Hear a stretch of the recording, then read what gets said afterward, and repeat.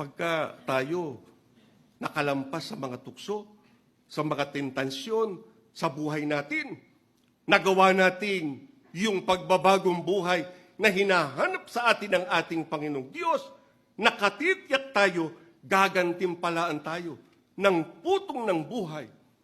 Kanino po yan ibibigay? Doon sa mga nagtagumpay sa kanilang pagkaiglesia ni Kristo. Yan ang ating dapat na maisakatuparan. Dapat talaga nating magawa yung pagtitiis. Dapat talaga nating magawa yung pagtitiyaga.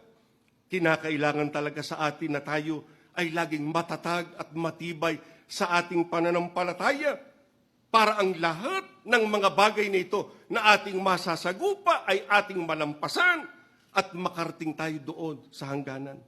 Kaya kung merong napakahalaga na dapat magawa ang bawat isa sa atin, makumpleto natin ang ating takbuhin na kahit na anong pagsubok, kahit na anong suliranin, kahit na anong pag-uusig at anumang mga tiisin ang ating nasasagupa sa buhay na ito, ay mapagtagumpayan natin ang lahat ng yan para tayo makarating sa hangganan.